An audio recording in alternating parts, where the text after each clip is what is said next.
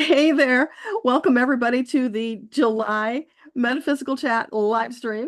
I have just been sitting here talking to myself. I thought I had already gone live, and then the screen suddenly shifted to something entirely different, and it didn't actually come on yet. So let's see. Do you see me now?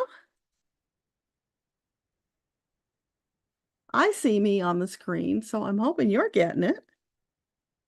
Yes, awesome. Okay. So Debbie, it might just be you and I tonight. I don't know. It says we have 5 viewers, so there must be a few people hanging out there that just haven't spoken up yet. So, as I was saying before, you actually could hear me. It's been kind of a crazy day, and I'm feeling like this might go down in history as, a real black day for the country. But um, we're going to try and steer clear of politics, stay on our metaphysical track, and unless we can intersect the two in a very clever way. And there is one thing that I wanted to do, and that is we have the power of love, which we know is the most powerful force everywhere in the multiverse. So, what if we say a prayer, send love and energy to number 45, flood him with love from Creator, from the angels, until maybe he chokes on it? That is one thing we can do. We can send love, but of course not with ill intentions. It's good intentions. And perhaps it might change a little bit, it might shift a little bit. Who knows what it can do? But we know that if we do it in a sincere effort of sending positive love and intentions, that it can cause another person to change. We don't have any power over how they change, but we do have some power to send the change. So what do you guys think? You want to do that as we're waiting for more people to show up?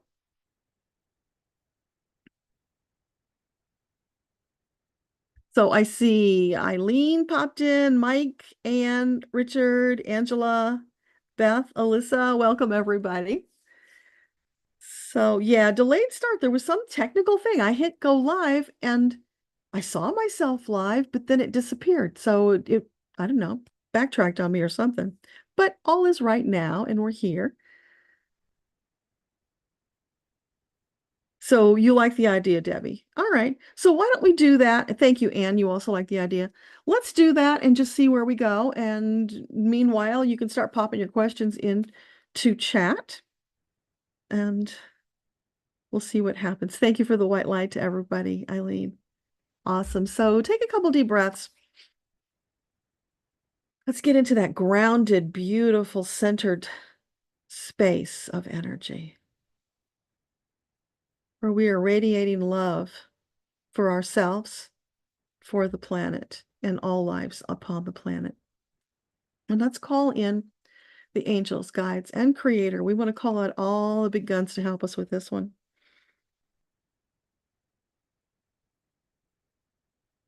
Your team, my team, everybody's team. Come and join us in this sacred circle as we intend to send love, healing energy, light, and truth to Donald J. Trump for the best and highest good of him and all on the planet. Thank you, angels. So can you feel the love beaming out? We ask you to beam the love that we are now generating in this circle directly into his crown chakra. Let it come down. Let it fill his entire physical being with divine love, light, and truth. And whatever healing energy you feel he needs, please put that in there too, for the highest, most beneficial outcome for all involved. Just keep flooding it, please, until he's filled to overflowing. We wish him well. We wish him love, health, and wisdom. Thank you, thank you, thank you. And thank all of you for indulging me in that. Okay, so Letty and Linda popped in. Awesome. So if you guys missed it, we were sending love, light, healing energy, and wisdom to number 45 for the best outcome for all involved. That's the power that we have to use, and we should wield it and use it wisely. So in a state of sincerity, wanting the best, that's what we just did. And now we will let the angels take it from there. So did everybody get a chance to look at the July forecast yet? Because there's some really interesting stuff in there that I thought you might have questions about.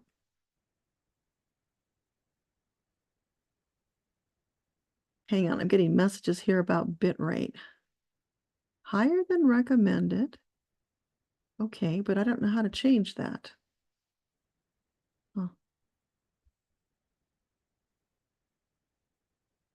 Well, I guess. Come on, angels, we need you to help us with the bit rate stream, okay? Keep it steady for us, please. And thank you. Oh, you haven't read it yet, Beth? Okay, you will get to it. So the interesting thing is it starts out with July is going to be gritty, Gritty, gritty. And the visual that I got with that was burning, fires, the embers, you know how after wood has burned in a fire and there are chunks of it that didn't burn all the way up, but it's all black and it's kind of splitting. It's like the embers that are now cold because the fire has gone out, those embers that are left by. So it was a big fire and, whatever was left in the wake of the big fire, and then water. So Metatron was talking about climate events happening during the month of July. And those were the two that were specifically called out. Doesn't mean there won't be others, but he said that it's going to be sporadically showing up throughout the month in different places on the planet. And it's because the pressure has been building both for the people and for Gaia. So it's like she's in intense labor right now. That's why things are going to be ramped up a little bit for July. Nothing that we can't handle. It's just forewarned is forearmed so that we can do whatever kind of preparation that we need to do to be ready to move out if we need to, or get to higher ground, whatever that means. Just be alert, be aware, listen to your intuition. If the angels grab you and say, let's go, don't argue with them. Get the heck out of there. So lots of things will be shifting this month.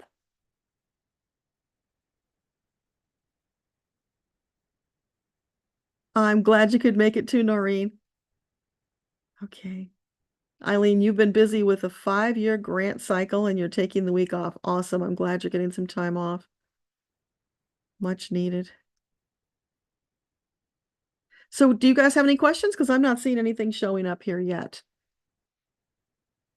I was thinking one thing we might ask about is which ETs are going to be helping us if things, really get bad. I don't know if we want to go there, but that was the only thought I had about metaphysical stuff. So to help you get the juices flowing and think about it, what are things that you've always wondered about? Do you know what soul shifting is? We could talk about soul shifting. We could talk about contracts, the things that people get very curious about. They've heard about these things, but they might not quite understand what it means. So anything like that you've heard, you're confused about, we can talk about those things, because that's a big reason for doing this metaphysical chat, is to help you guys get clarity about those things, because as we have recently been talking about, there's a lot of misinformation out there. So if you've got questions about what you've heard, then please bring them. Let's ask. Don't take it from me. I'll ask for you and we'll get the answers, because I know what I think about those things, but we will ask the angels, Metatron creator, whoever we need to ask to get the scoop on those things. Glad you're here, Minnie. And you're thinking that all the earth destruction from the wars is adding to the problem. Certainly it is. Yeah. Oh, Hurricane Cat 4 is hitting Caribbean hard right now. Oh, Let's send some angel healing energy and a protection dome. Please put a protection dome around them. Keep them safe as much as possible from the hurricane. And where you're able, please mitigate the power of that hurricane to keep the land and the people safe. Thank you, thank you, thank you. That's a great question, Lisa, about the white buffalo calf that was born. Yeah, I will definitely ask about that. Beth, you want to know about soul shifting, so we will talk about that. That's a little bit of a complicated explanation, so it's a good thing to talk about. Hey, Valerie, welcome. So, white buffalo calf. Yeah, you've probably heard there's a prophecy attached to that, and I don't know the exact details of the prophecy, but a number of native tribes have all been waiting for this to happen. And the way I understand it, it's almost about like what in some religions is like the second coming. It's when the big shift is going to happen. So let's just ask about that. Oh gosh, I don't have my pendulum handy. I took it with me on vacation and I didn't put it back. All right, we'll have to wing it. So, Metatron, what can you tell us about the white buffalo calf? What is the symbolism behind that? Is there anything important that we need to know about it?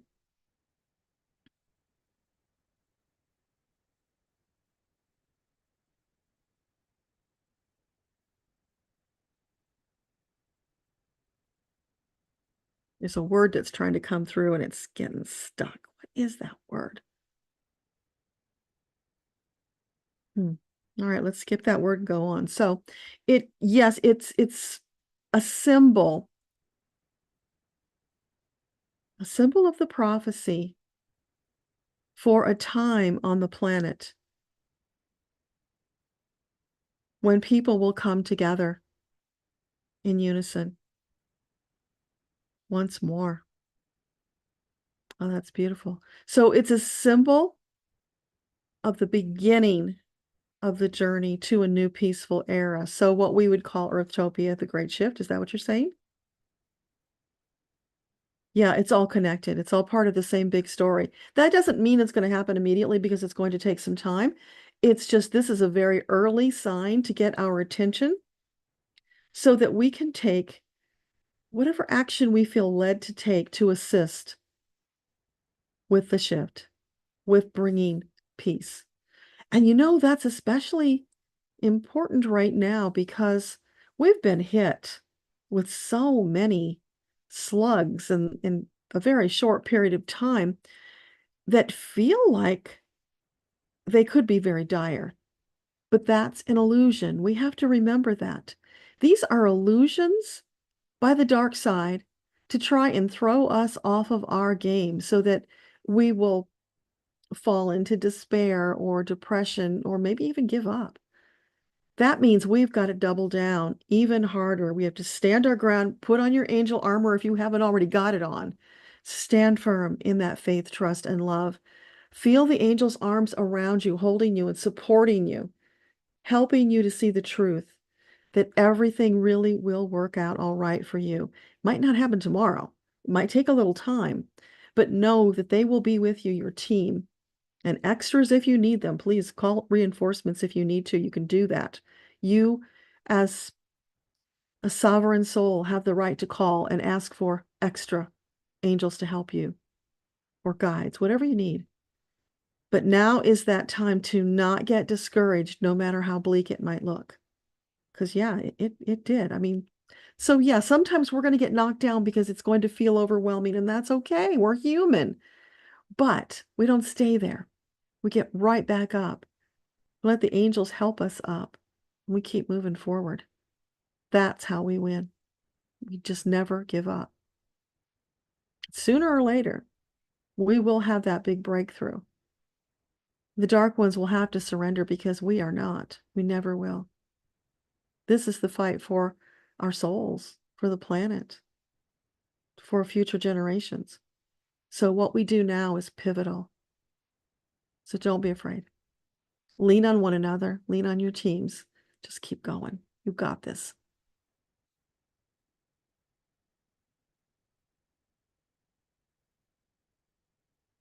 So let me know if you need any more information about that. Let's see. Soul shifting. Okay, so soul shifting, when a fetus is in the womb and it's being developed, incubated, there is a soul that is intended to enter into that body after first breath of life. So while the baby is incubating, that soul is hanging around, energetically connecting with the body that's being incubated and the mother, making preparatory arrangements to get that body ready to receive the soul. Now, sometimes something can happen at the time of birth that throws that soul out of whack. And it's like this other one that's hanging around, an opportunistic soul looking to steal a body. Think of like crabs going around stealing shells, right? When they find them on the beach. So there are these other souls that are not wanting to wait their turn. They're wanting to jump in line ahead of others. Sometimes they jump in and they snag that body before the original soul gets in there. So that can happen right at the first breath of life, or it can happen later. Let's say the baby has some kind of a health crisis, ends up in the hospital, nearly dies, and as that's happening, the original soul can get shoved out, and in that brief second, this other soul can jump in. And it's possible this can happen more than once. You could end up having 3 or 4, although it's a rare thing. It doesn't happen very often. I've only seen a couple in all the years I've been doing this. But when it happens, now you've got more than one soul fighting for control of that body. So they can't be in the body at the same time. So it's like they're fighting, they're kicking one out so the other goes in, and then they fight. And so we can douse to see what percentage of the time is the original soul in the body, what percentage of time is the intruder in the body. So we can learn these kinds of things. And we also check to find out which is the soul that belongs to that body, because we don't want to kick out the wrong soul. So our purpose is getting all this information. Once we've got it, then there's a ritual that we perform to send the intruder away, or if it's more than one, to send them away, so that the original soul now has full control of the body. Now, once in a while, it happens that the original soul doesn't come back. And so then this other one will take over. That can happen. I know of one instance of that at least. And where I had a personal experience with it, there's a young girl in my neighborhood who was diagnosed with Asperger's. So her mom was doing all the things, getting her the IETs at school, getting her counseling, all the extra support they could get for her. So when she was in like 6th or 7th grade, out of nowhere, she started stealing. She would steal things from stores, from schools. She stole when she was here, and just silly things that she didn't need to steal. And I actually went, because I was trying to help the mom at the time. I went with them to a therapy session because she had taken some very expensive supplements from my horses and ended up dumping them, so they were no longer useful, which was not a happy thing. So we went and talked about it, trying to get to the root of it. What is going on with this child? Why can't she stop this behavior that she claims she doesn't want to do? And so we did that thing with the therapy, didn't really help anything either. So talk therapy wasn't doing it. And at some point, I got an angel hit to check, and she was soul shifting. So when I identified when it came in, and it was early on for her, she nearly died as a baby. So that other soul came in there and was interfering. So for her, what was happening is that they were bouncing back and forth. So the one soul was the thief, the other soul was the victim of the thief. So after we did the ritual to send away the extra soul, she slowly started changing. And being an Asperger kid, she was not effusive. She didn't like to be touched. But not long after ejecting the extra soul, she would hug me. So in that one experience that I had with it, it was super powerful. And after that, she started developing better. She got into horses. She started riding more. She was involved with a group at a local stable. Then she got into showing. She did 4-H. Things just got better in her life. It was really remarkable. Now, that's only one anecdote that I can share with you. But imagine magnified over other people out there who might be going through soul shifting. So it's just a little bit of metaphysical information to keep in your back pocket. So if you come across something like that, you might just ask the angels, is this a case of soul shifting? Now, it is very rare. So don't go around thinking all these kids with Asperger's are soul shifting. Some of them might be, but no, it's not a normal everyday thing. So hopefully that makes sense. Let me know if you have questions about that.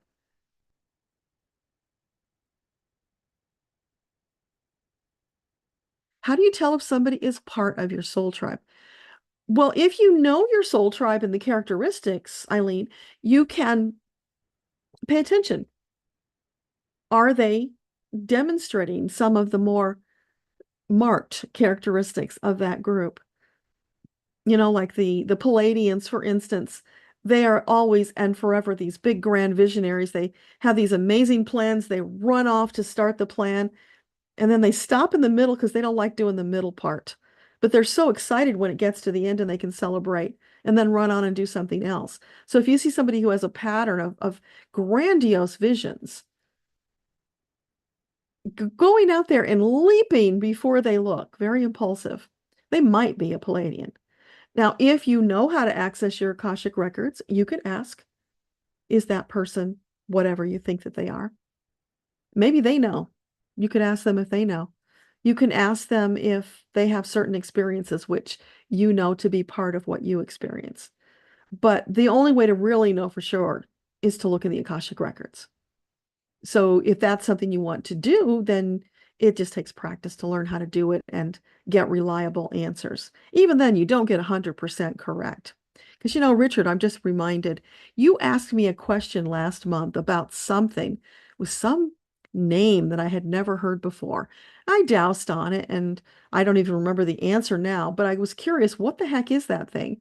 And I looked it up afterwards and it had something to do with Dungeons and Dragons. So I think you might have been pulling my leg on that. And that is a great example of when the person who's doing the inquiry, in this case me, doesn't have context for what they're asking. The answer can be totally wrong. Like I was doing um, a reading on Amelia Earhart because I'm going to be doing a video with Irish Granny this week. So she sent me pages of questions. Some of the stuff I don't have a clue because I don't really know anything about her background. So after I went through and got all the answers, I went and did a little research just to validate that what I got was accurate. There were a couple things that were totally wrong because there was no context attached so that I could figure out which direction to inquire in. And when you're in a space like that, when you have no information about it, you might get it right, 50-50, right? Or you might follow a false trail and get the wrong information. So that's why when we do our Ask Your Guides on the third Saturday, I always ask you, don't play games waiting to see if I can get it. If you want to get the best, fastest answer, give me the synopsis, tell me what it is you're looking for so that I know what direction to inquire. And then I can get you a faster, more accurate answer. So I hope that makes sense. Oh, you're welcome for the prayer, Eileen. Yeah. I had this feeling it was a really important thing we could do because it's the one thing I know we can do to empower ourselves. We feel like we're doing something important, something that will make a difference. Otherwise it's just sit back and hope for the best. And that's not who we are as light workers. So, Richard, the Birdman of Egypt, Mayan, and other early civilizations. What race and origin were they? Okay, Birdmen. You mean those guys with those hats they wore that looked like a bird with a beak? I think they were ETs, but let's just see. So, the Birdmen from Egypt. What can you tell us about them? Were they ETs? Is that where they got the vision, the shape to create those masks? Did it come from ETs? I get a yes on that. Okay. And can you tell us where those ETs were from? Interesting. I heard right away Andromeda, which is weird because parts of Andromeda it's an angelic realm. So I wouldn't expect those bird people to come from there. Is that 100% true? Getting that it is. So is it like an offset of Andromeda? It's not the angel part, right? No, it's not the angel part. So it's in the Andromeda galaxy. It's a planet there. And is it a planet that we know the name of? Can you identify it for us? The name of that planet.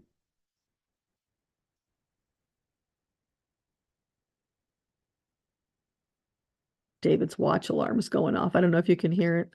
So annoying. We'll stop in a second. I'm hearing like an S sound. So is it Sirius? No, I didn't think Sirius was out there. Is it a planet name that we would be familiar with? No, so it's not one that we have explored or have identified yet. Okay. But they would have a name for it, and it's an S sound, but it's their language. So yeah. Oh, and ooh, when I was explaining that, I felt like this skinny little bird tongue in my mouth. It was really yucky. So that's what those people looked like. Okay. So can you tell us anything else about them? Were they connected to the Anunnaki? No, they're not. Okay, different. And are they a species that will be returning to Earth? Yes, they will be. And will that be in our lifetime? No. So that's somewhere out in the future then. Okay. Will it be any time in the 21st century? No. Okay, so that one's way out there. We don't need to worry about that. It's too far away. So they came here, they did their thing, they shared technology, and then they left. Is that the story? Yeah. And because when they came, of course, being advanced enough to travel here and the tools they must have had certainly would have impressed the locals greatly because, they didn't know about all these things. So are they the ones that taught them how to create the pyramids? Yes, that's who they worked with. Okay. Anything else you can tell us about them?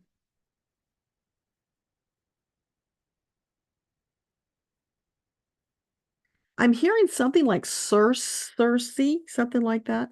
So maybe, one day we'll get more information about those planets and then we'll be able to connect the dots. But that's all I get right now. So let me know if you want any other inquiries into that because I went through all the things I could think of to ask. And living on different planets, are all our incarnations spread over different planets? And is our soul family from one specific planet? What a great question. Okay, so what do you want to tell us about that, living on different planets? Okay, so the first time you incarnate, you go to what is known forever as your home planet. You stay there for some span of lifetimes, quite a few, until you're established, you've gotten to a place in your journey as a soul where your frequency is higher, and now you're ready to explore somewhere else. So all of this is worked out in your pre-birth plan where you're going to go. So when you're ready to go somewhere else, that comes up as an option. And from there, over thousands of lifetimes, you might have visited several planets before you ended up here on Earth.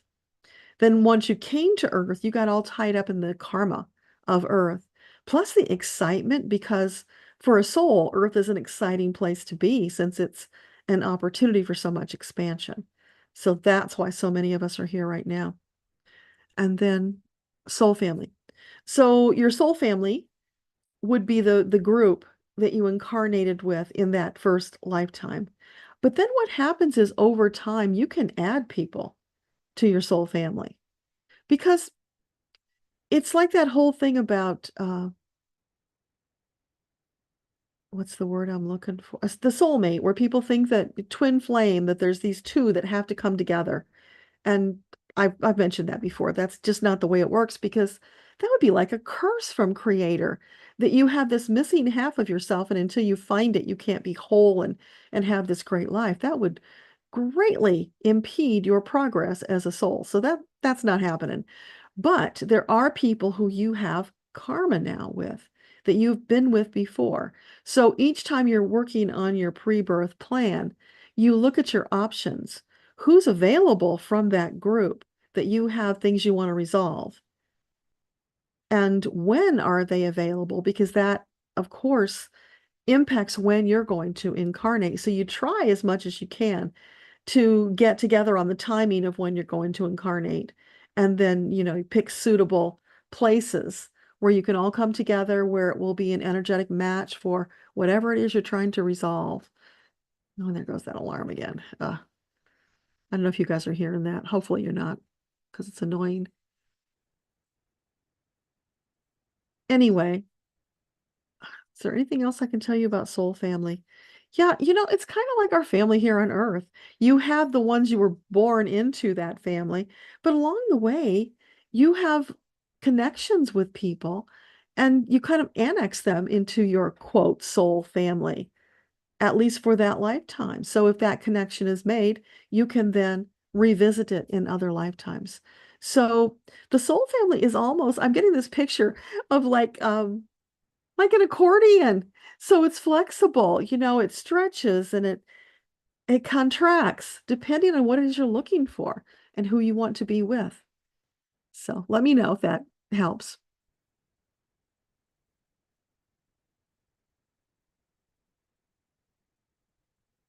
Hang on, it just jumped on me.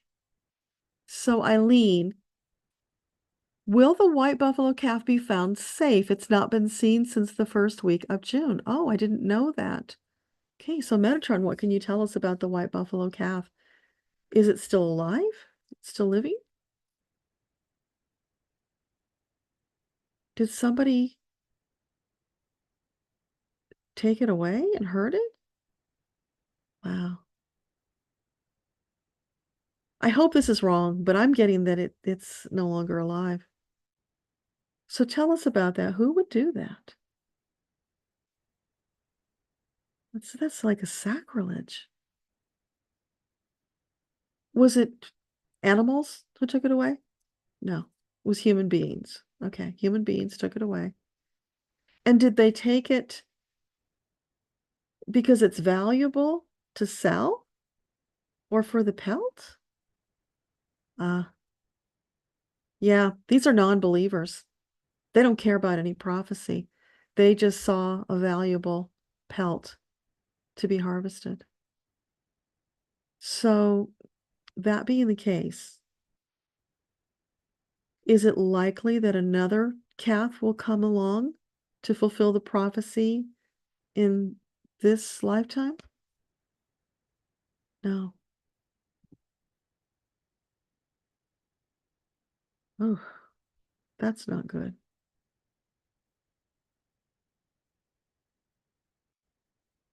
So, were dark forces behind those people who took the calf? Yeah. Then we know this will not stand, because the dark cannot win. Their Creator will find another way. The angels will find another way.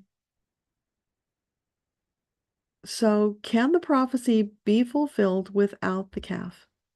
Yes, yes, because just being born fulfilled the prophecy.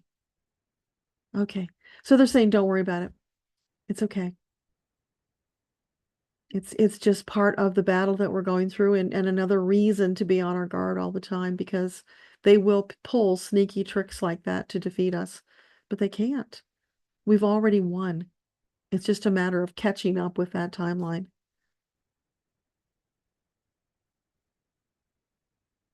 I could use my necklace as a pendulum, Angela, but actually I'm not feeling like I need it, so it's probably good. I was thinking a while back I needed to wean myself off of the pendulum so that, I could focus more. So this is actually a good opportunity to do that. There are no accidents, right? But thank you for the idea. It's a great idea. I have actually used this before as a pendulum. It works fine. I don't like it as much because it's longer. It's hard to adjust. So, Mike, a dozen years ago, you visited Spirit Mountain Ranch, which had white buffalo in captivity. Oh, I didn't know about that. I wonder, were they the pure white ones so that they might have been in alignment with the prophecy? Because I would have thought if that's the case, they would have advertised it as such, or you would have been aware of it because you're tuned into those kinds of things.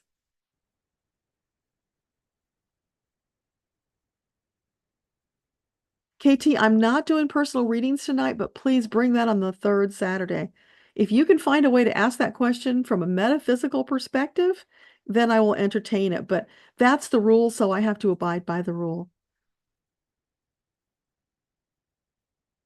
Mike, and the heart linked with OEE triggered a demonstration of charging and rolling in the ash.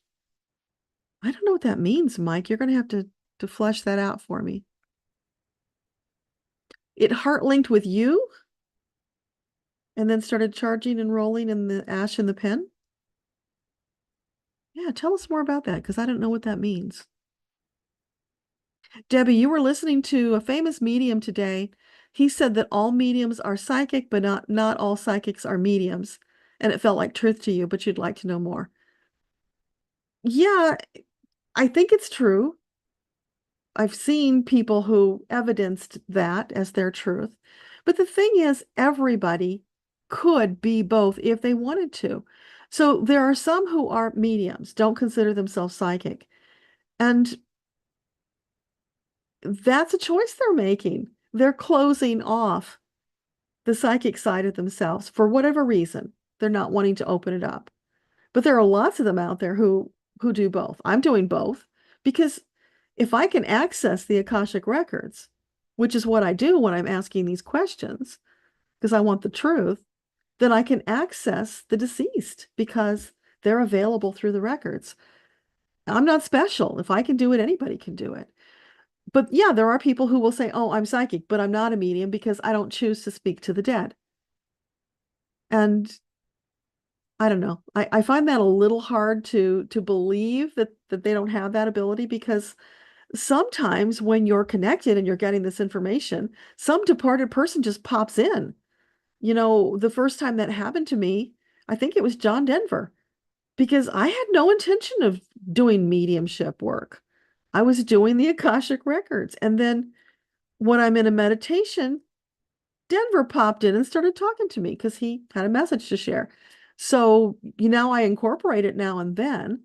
I don't often go looking for it other than, when Irish Granny asks me to channel for a specific person, and then I do that. So, we're doing Amelia Earhart this week. I told you that earlier, and that's fun. I enjoy doing that.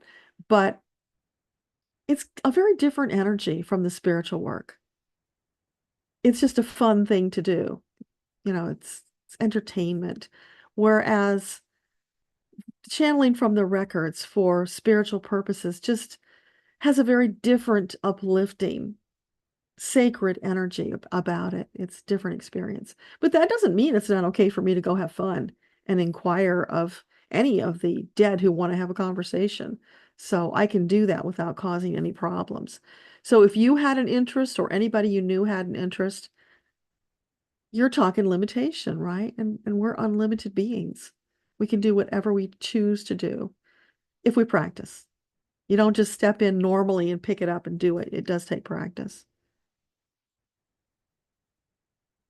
Thank you, Debbie, for the clarification. Mike, your companion was a fellow master instructor. Okay, gotcha. Of IET, and it was the week before you did initiations at Cathedral Rock. Okay, so but you got to tell. Okay, so you did give me more.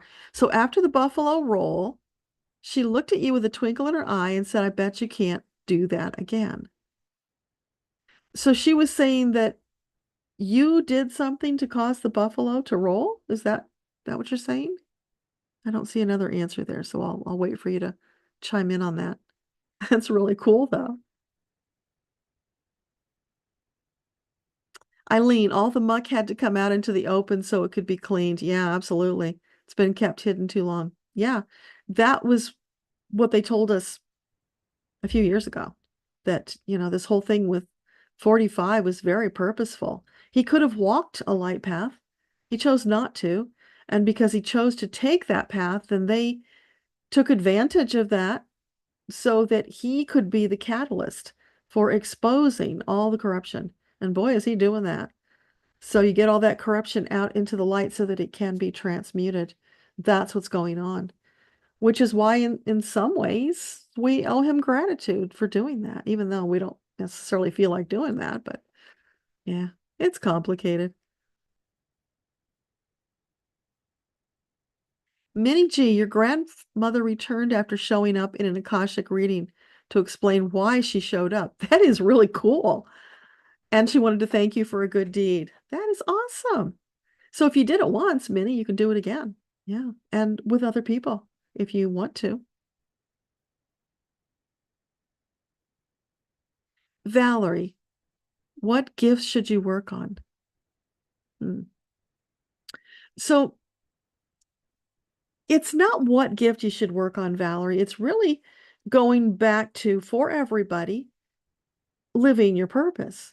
So it's experiment, find things that you're drawn to until you reach that space of finding what feeds your soul.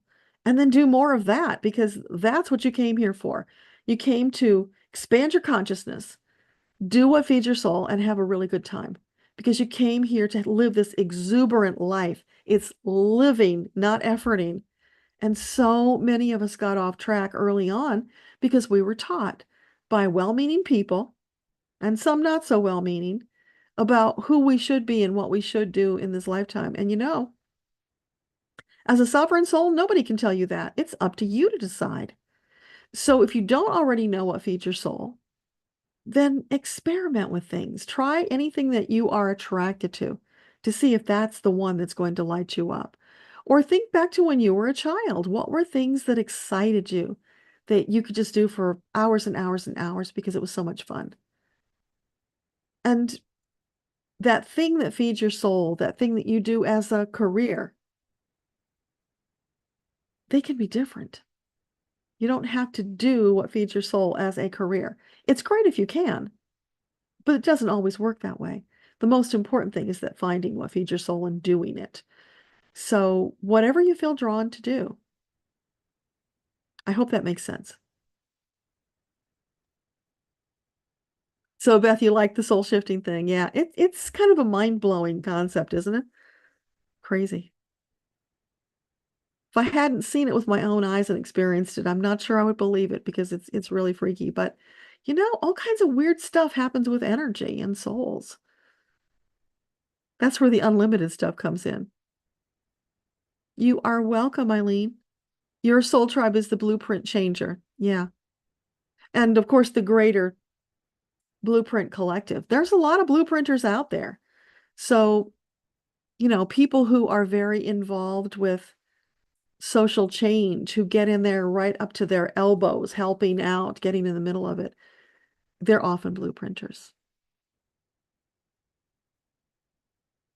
One thing you can do is talk to people.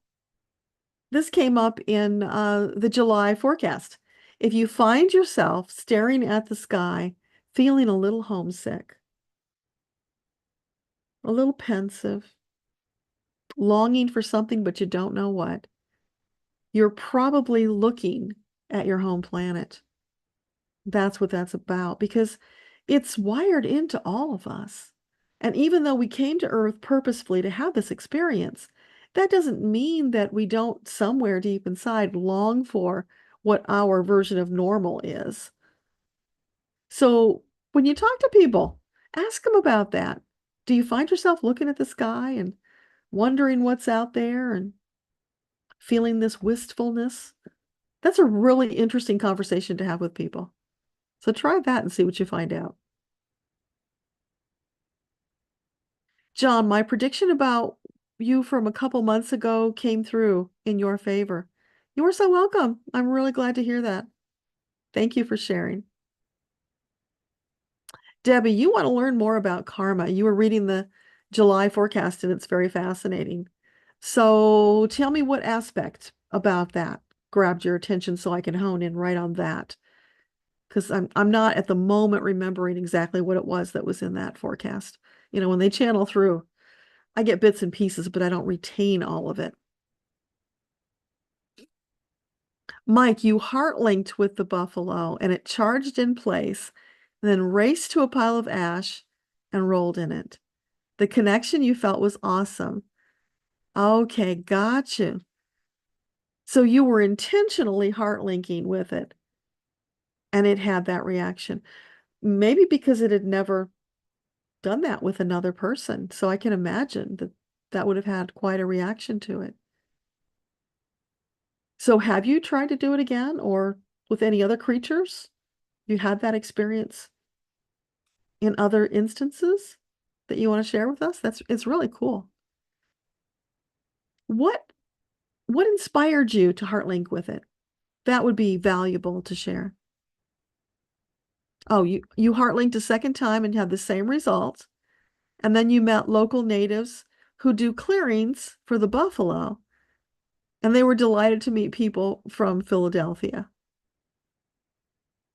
And you asked them why, and they said because it all started in Philadelphia. And you asked them what, and they said freedom as we know it. They wanted to stay in touch. They later sent you the Sedona Journal of Awakening. It was written by Edna Frankel, a longtime friend of yours. That is so cool, Mike. Thanks for sharing that story. I don't get, though, about the freedom all started in Philadelphia because they had freedom before we ever came along, unless they were just talking about specifically America. Really fascinating.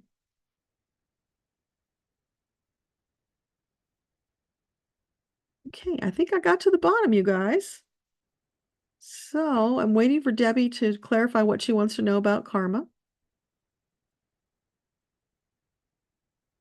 So while we wait for that, what comes to mind is in regards to karma, is that we're creating karma every day through our choices.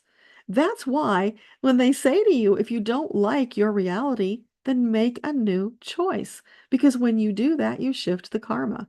So in this reality, I am choosing to connect on a spiritual level, to have these conversations. So I'm creating the karma of being connected, of having that very satisfying, soul satisfying experience of being in oneness, being connected to all that is. So I'm creating the karma of more of that and at deeper levels. So hopefully that makes sense. Now, conversely, you can create the karma of things that you don't want. So the thing that comes up often in readings is obligation and responsibility. If you are somebody, often it's women, not always, but often, if you're somebody who takes responsibility or does favors for people all the time, but you really don't want to do it, you're just trying to be the nice person. Well, that nice person is doing you a huge disfavor because the universe looks at that and says, wow, we see that you really seem to enjoy taking obligation and responsibility. Here, have some more. And they'll keep shuffling it out to you in larger quantities until you learn about healthy boundaries, which means you don't do those things unless you really want to do them because you're creating negative karma. There's this thing that comes up when I do past life readings called negative unjustified karma. Oh, it looks like I froze. Well, hopefully it comes back quickly. Yeah, it's back now. Okay. So negative unjustified karma happens when you feel guilt and you take responsibility for something that happened.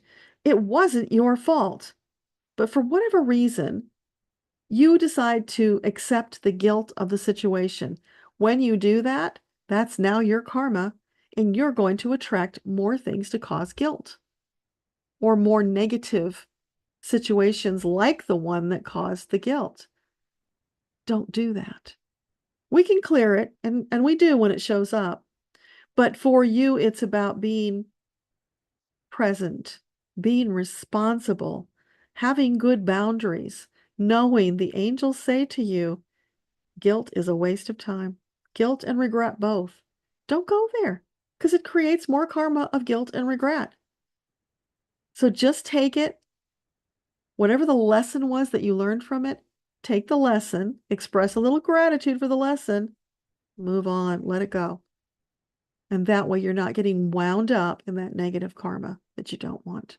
So wherever you see things showing up that you don't want, analyze for yourself, why is that showing up? What is it I'm doing, saying, or thinking that is causing that to happen? And then change it. So when you think about it, this negative karma is a huge opportunity. It's like a flashing neon sign. Hey, hello, attention. Here's something for you to address. And that's how your angels work with you. They will send you those kinds of messages. First subtle, and then they get a little bit more powerful until you finally notice and do something about it. But when you start getting this message that's coming up or this thought that keeps recurring and you don't know why, because you weren't thinking that, it just popped in and now it won't go away. That's what it's about. Take action, examine, analyze whatever you got to do, and then make new choices to process and move on. That's what it's about for you. Minnie G, healing an ancestral line seems real when revisiting the past with a loved one in a reading. Okay, I'll take your word for that because that's not an experience I've had. The work that I do, Minnie, doesn't really go into healing ancestral lines specifically. It probably is an offshoot because we're fixing negative karma, right? We're learning how to create more positive karma, and that has ripple effects backwards. So, yeah, I mean, it could be an offshoot, but we're not deliberately doing that. So I hope that makes sense. Debbie, if a life is going through negative karma events, how do you switch or neutralize to neutralize the negative karma? How do you bring in more positive? You kept reading and you saw answers. Okay. I think I just explained that, but if I didn't explain it clearly enough, let me know where I need to elaborate. Because once you get this, it's really simple. It's, in the beginning, it sounds really convoluted and foreign, and it's like, what do I do about that? Because so many times we feel victimized by that karma, not understanding that we actually have the power to change it. So I encourage you, keep a journal. Anytime you notice negative karma that you'd like to get rid of, write down everything you can about it. What do you think caused it to happen? Were you doing something, saying something, thinking something? Is it a result of things you've done before? Then connect the dots. Try and find out where that originated. And it could be in a past life, so it's going to be harder to figure out. But go back as far as you can. See if you can figure out what triggered this whole avalanche of karma to be there. And then after you've analyzed it, you probably will have a better understanding of what it was you could learn from this. Because no, it's always about the lesson. So how can you shift your thoughts, your actions, your taking on responsibility, whatever it is? How can you shift it to change that karma? Start reaching for something that feels better. Now, if you've done any reading or watching of Abraham Hicks, their material, they have this chart where it's like depression and despair is at the bottom, and then you work your way up to joy, love. So wherever it is you are, just slowly start climbing that emotional ladder, finding something better. So you can go from despair to maybe just bummed out, less despair, right? And then you go to maybe you're neutral. So you're not feeling the despair, but you're not feeling great. And then you go to maybe a little glimmer, a little giggle, some little hint of humor that lightens you up. And you just keep climbing that ladder until you get up higher. And the really interesting thing about that is it came up recently somewhere. I'm forgetting where. And the top thing, I think, was joy. And it struck me, where is bliss on that chart? It's not there because I think when that chart was created, we had not ascended to the level of being able to access bliss. But now that we're awakening, now that we're in fourth dimension, bliss is available to us. So why not go for it? So as much as possible, reach for bliss. Don't settle for less. Hope that makes sense. KT, generational curses, is that a thing? Good job swinging that question around, KT. So, yes, can be. There are some very powerful curses from, past lives that can, and they will show up in past life readings. So those are things I look for. I look for curses, pacts, bindings, spells, those old negative energy cords that remain in place until they are cleared. So the bad thing about that is that, let's say somebody puts a curse on you. They don't realize it, but when they do that, they're cursing themselves because now you are joined with them with this energy cord that drains energy from both sides to keep it alive. So whenever you do something negative like that, it boomerangs right back on you and sometimes worse than what you sent out. So we don't want to do that kind of thing. That's not useful and it creates problems. If you become aware of something, then say a little prayer, ask your angels to help you release it. There are formal clearings that we do for that. And, when I do a past life reading, I do a formal clearing and I put modules in there based upon what it was I found that's negative in the reading so that we address exactly and specifically the items that came up. But you can also, being a sovereign soul, do a little prayer and ask your angels to help you release something that you're feeling. If you feel an entity in your home or hanging around you, you can ask the angels to help you. And then you state as a sovereign soul, I declare you are banished from my energy field now and into future lifetimes for all eternity. I'm just kind of phrasing here. And I release your soul to be transmuted to golden creator light. Whatever you feel like saying, you can do that. You have that power. So if you feel something like that is off, maybe you want to sage or smudge, do that kind of thing. Maybe you want to do a little ceremony, create a little prayer. You have the power to do that. We have so much more power than we ever know or even tap into. But we're learning. We're getting there bit by bit. And that's part of what we're sharing here. Because now that you know that, you will be aware of it and you might even find an opportunity to use it and experience for yourself how it feels when you take back your power and say, no, this is unacceptable. I do not allow this in my life, in my experience, in my energy field. Gone for all time. And ask the angels and creator to help you with it.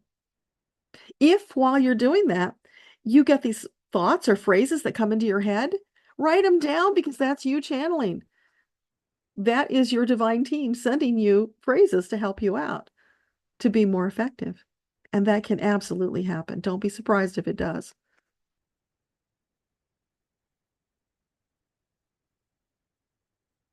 Great question, Debbie. How do you know if karma is from this life or a past life? I would ask in the records.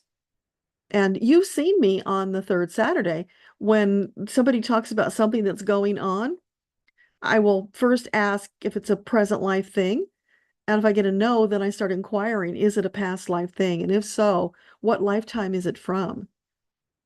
Were they a male or female in that lifetime? And, how old were they? What was the story? So you can inquire about all that stuff. It just takes practice because when you first start doing it, you're using your pendulum and you might get these impressions, but then you think, "Ah, I made that up. That's not real," dismissing it. And very often it was real. So whatever you get, it's like when I was doing the Amelia Earhart thing, one of the questions for her from Granny was she spent some time at Paramount Studios. And who were some of the celebrities that she connected with? So I'm asking that. I have no clue. I don't even know what years that might have been in. So who would have been around? See, I can't put those things together because it's a big vacuum. I don't know. But I got Gone with the Wind and I saw Clark Gable and I felt his energy because he's got really strong energy. And I thought, no, I think she was alive way before Clark Gable. That can't be true. I was wrong.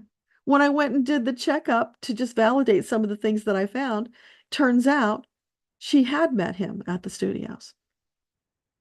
So you see, I could have very easily dismissed exactly what I was asking for because in my logical mind, it's like, I think those were different eras. They don't mishmash, but I was wrong. So whatever you get, take it. It doesn't matter if you get it wrong. You're not getting graded on this stuff. Do the best you can. See if you can do any research and put the pieces together to validate that you were right, because that will help you to trust for the next time so that you accept what you're getting. So I hope that makes sense.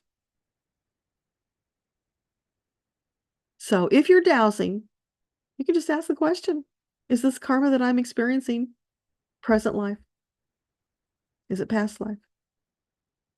And then what's it all about? But I will tell you, doing that past life inquiry, that was my least favorite thing to do for a very long time because it's hard.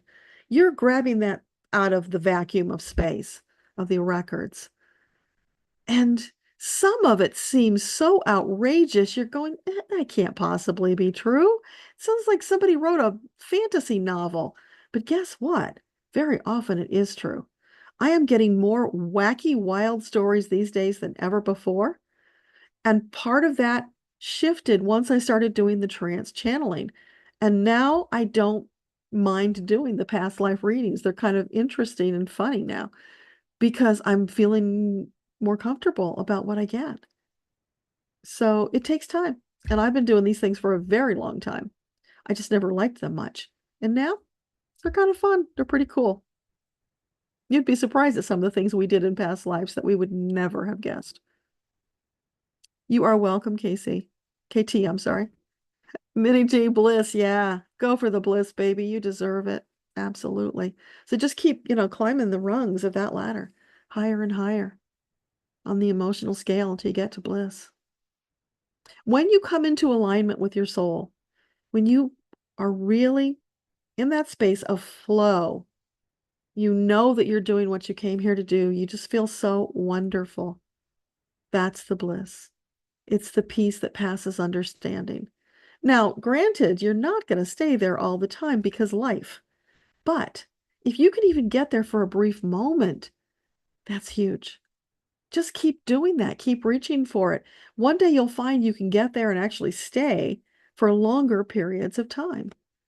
It's quite possible, especially as the energy has shifted now. So it was too dense for us to get there before, but now we can.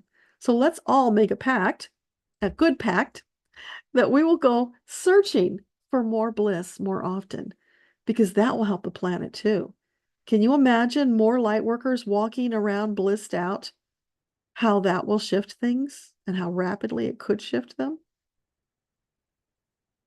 Yeah, that's one key to getting there. We do all deserve it, Minnie. You're right. Karma is fascinating too. Yeah, absolutely. I get you. It is. It's so fascinating. And there was something that happened recently where we saw karma just come around and snag somebody so quickly. And it was like, wow, don't usually get to see it happen in real time. Often we don't get to see it happen in somebody's lifetime at all. It probably happens in a future lifetime. But the thing is, you don't want to be in a state of energy where you are waiting for karma to bite somebody, because that's going to bounce back on you. We don't want to wish ill on anybody. We only want to wish them the highest and the best. But whatever they put out there, they will get back. Just be sure you're not inadvertently putting it out there by wishing ill on them. It would be so easy in some of these situations we're in today to do that. And I struggle with it all the time because, oh my gosh, it's so outrageous what's going on. And it brings up all those feelings of righteous indignation that this is so wrong. And how can it be allowed to continue? But we don't want to engage with that energy. That's the wrong energy, because then we're creating karma of more things to be righteously indignant about. So for everything as much as possible. And this isn't about living in la fantasy land. It's not pretending everything's magically going to get better.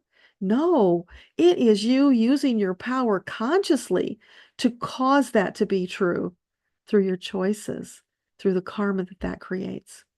So when you see things that are just not quite right, look for some positive karma to create. Go out and bless some people. Go hug a tree. Talk to the flowers. Connect with nature. That's a really great way to shift your energy back into a positive state to create more positive karma. You like that idea, Beth? Awesome. Yeah. And you can go out and commune with the ocean or the creatures in the ocean. It's right there for you. Whatever inspires you. That's the trick, It's not something you force. It's something you just naturally do because it feels good. So when you're making choices, I know I've said this 1,000 times at least, it's always about making the choice that feels best, because that's your barometer. When you always reach what feels best, you'll always have the things that feel better and best. That's important. Debbie, bliss reminds you of the 60s and the 70s. You're dating yourself. Yeah. I don't think we ever really felt bliss back then. We might have thought we did. Or maybe if you were, on something, you might have felt bliss. I never tried that stuff. It wasn't appealing to me, but I understand that some people thought they felt bliss when they did that. So I guess that's possible. But we're talking about the real, honest to goodness, true bliss of the soul. So satisfying, so delicious, so wonderful. You can't find enough superlatives to describe it. It's just you're grinning ear to ear so big that you couldn't grin any bigger. You're walking on a cloud. You just feel wonderful. And when you're in that energy, oh my gosh, do you manifest fast. So there's more incentive for you to be mindful of your karma and of your state of being. You want to get to that place where manifestations just flow like water. You think it and snap, it happens. Some things really can happen that way. It was it's on a trip with David somewhere. Oh, I think it was in Brooklyn last time we went to see Mom. And usually when we get ready to park, we call out ahead of time and ask the angels to make a space available for us, because parking is really hard on the street. And there's not a lot of other options there because there's a lot of big apartment buildings. So we hadn't found parking in the place we normally get it. So we're going around the block and he's getting grumbly and parking. And I said, wait a minute, let's just ask the angels to give us a parking space. What are you talking about? Because he does this. He's learned how to do it. And about 4 or 5 cars later, bam. And it was a huge parking space. We could have gotten probably 2 cars in that space. So don't even think it's too late to ask. What does it hurt? Ask. Allow them to delight you by bringing you those gifts, because they love doing it. It's fun for them too. And write it down, because you want to have a list of all the wonderful, delightful experiences, the manifestations with your angels, because that helps you tremendously on those days when you're a little down and it's harder to pull yourself back up. So then you go to your journal and you read about all these wonderful experiences you've had. And you remind yourself, wow, I am a magical being. So I'm going to feel better now. And then I'll be even more magical the next time. And just keep moving up the scale.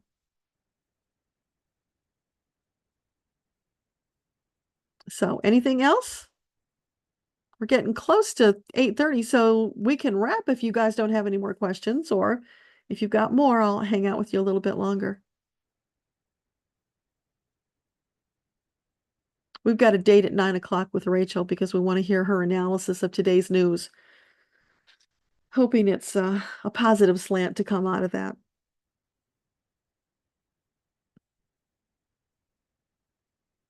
So how are you guys doing on your meditation? Are you keeping it up? Are you doing it on a somewhat regular basis? Because I can tell you, when I don't regularly meditate, I slow my progress down. And when I did that challenge for myself to do the trance meditation, wow, did I accelerate my progress. I'm still not where I want to be, but I am able to get into the theta level faster than I was before. So I get there, I get to the deeper level, which means things flow easier without ego interfering and me having to translate so hard because of ego's interference.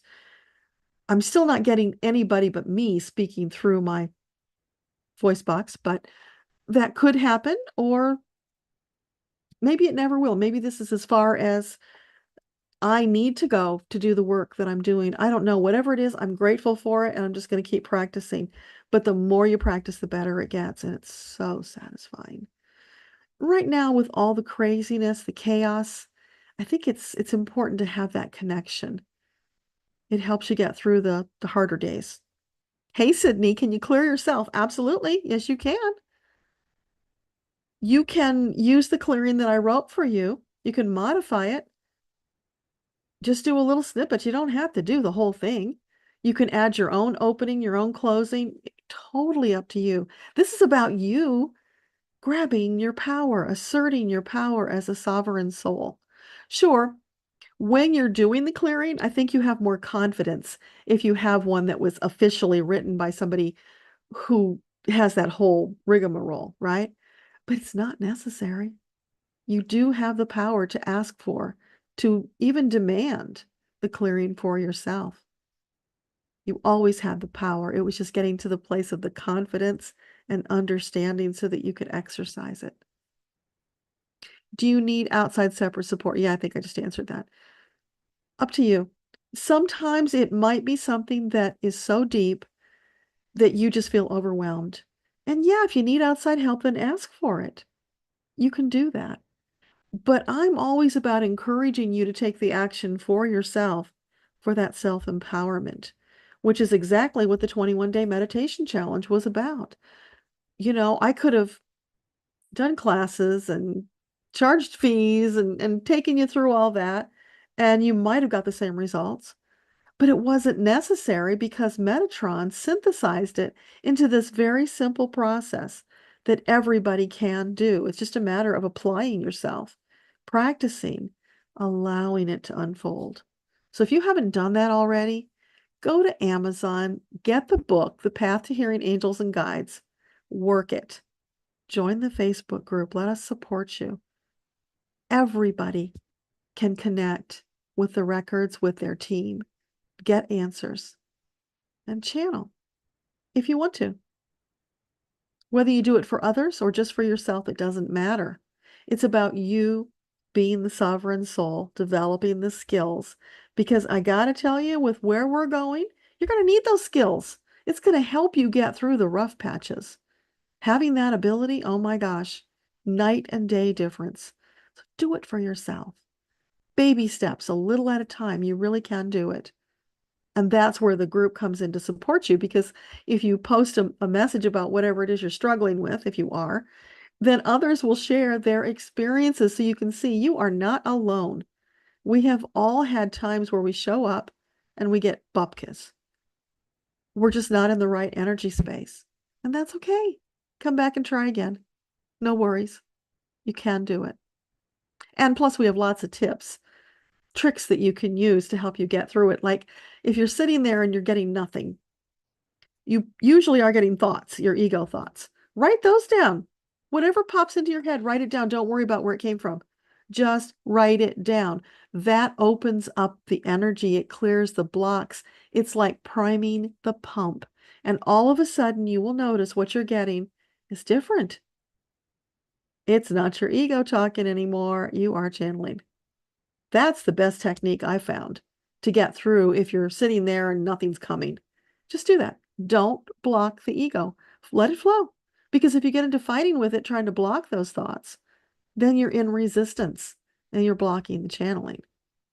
Let it flow. Isn't that funny? Because everything pretty much comes down to flow, doesn't it? It all comes back to flow energy. That's where you can create and receive.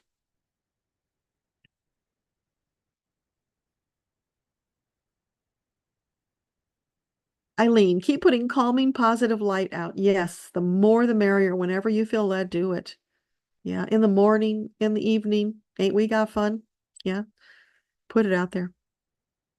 And when you would drive into Brooklyn to visit your sister, you assumed that you would have a spot and you always got one. That's beautiful. And it can work that way.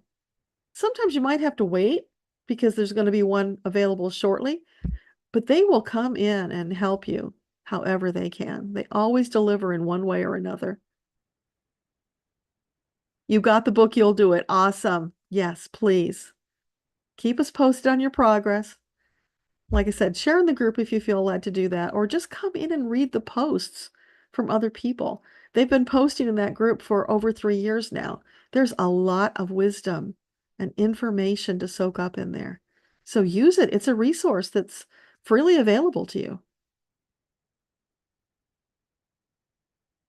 Oh, thank you, Debbie. The book is amazing. Yeah, I think it is too. I just channeled it. It's Metatron's work.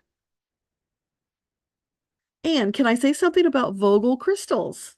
Well, I know what they are. Um, is there anything specific you want to ask about them? And I'll just ask. Oh, is there anything you want to share with us about Vogel crystals? They are powerful. They are real. If you've wondered whether or not they were real, they are. They're a gift. They are a gift to humanity meant to be used as a tool to help you extend energy further than you might be able to direct it on your own. It's they're saying amplifying. They're amplifying the energy. Yeah. And maybe Mike wants to weigh in because I know he knows about them. Yeah, they were a gift. So if you feel led to use them, absolutely. Learn about them, use them. It's just another empowerment tool. We have lots of them. So it's about finding the tools that resonate with you and then using them. I have a selenite wand that every once in a while I feel led just to hold on to when I'm channeling. Not often because I have some crystals, but I don't feel led to use them very often. Once in a while, though, I do. And so then I pick it up and use it. Does it help? I don't know. But if I feel led to pick it up, I just do it. Don't question it. There's a reason. So maybe it brought something to me that I wouldn't have gotten otherwise. So yeah, they're powerful. So as we're winding down, anything else you want to ask about?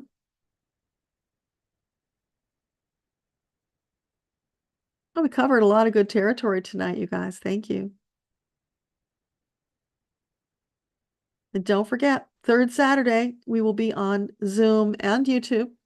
On the YouTube side, you can read the comments, chat with one another. It's on the Zoom side where you get to ask the questions so that I can see you, connect with you, and get a more powerful message. It's a little harder only going through the chat here. I can do it, but it's harder. And I don't get the depth that I do when we're connected on Zoom where I can see you, connect that way. And, I know a lot of people probably get the invitation and think, oh, there will be so many people, I'll never get to ask my question, so I'm not going to go. That's not true. I've gotten through 20 people in 90 minutes before, and I don't always get that many people showing up. And I'm not going to send you away empty-handed. I will just speed up my process if more people show up. I will make it work, so don't worry about it. If you show up on Zoom with your camera on with a question, I will answer your question. I'm not going to be there for 3 hours, but like I said, I can adjust because, when there are fewer people, we do a little more tap dancing in between. We do a little more chit chat. So if there are more people waiting for questions, then I'll cut down on that and I'll move faster through the questions. So I will do my best, I promise you, to get you in. So don't let that stop you from coming, because this is a gift that I put out there for you every month so that you can connect, you can get information. I know a lot of people getting a reading is out of their range. It's just not possible. So this is a way you can get a mini reading. And sometimes that can be very important in your life. So come with a really important question, less of the trivial stuff, because we can do that here in chat. We don't need to do that face to face. Trivial stuff is easy. The deeper stuff, that takes a little more energy, and that's easier on Zoom. So that's third Saturday. If you do not get my emails every Sunday, that means you're not on my list. So get on my list, and then you'll get the Zoom link.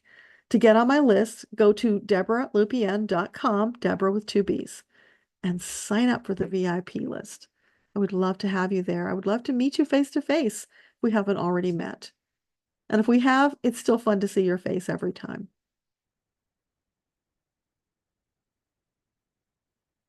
And you're asking how the Vogel crystals are more powerful? I don't know that they are, but let's ask that question. So the Vogel crystals, are they more powerful than other crystals? I'm getting concentrated. So you're saying, yes, they are more powerful? That's what I'm getting. There's something about the way that they were created that they are more powerful. They've got more energy woven into them. So it would be the difference like Merlin with his master wand versus Mickey Mouse with his little toy wand. It would be that's the visual I'm getting. So yeah, interesting. Thank you for the well wishes, Eileen, and you are so welcome. All right, well, let's just do a quick little closing prayer then, you guys. Take a couple of deep breaths. Let's reset our energy as we bring it down, bringing our circle to a close. Thanking all of our divine teams, Metatron, Creator, for being with us tonight, for helping the conversation to flow in unexpected directions, for bringing the answers that you were seeking, for always being with us. Thank you, thank you, thank you. Thank you to all of you. I will see you on the third Saturday. Much love. Mwah. Bye.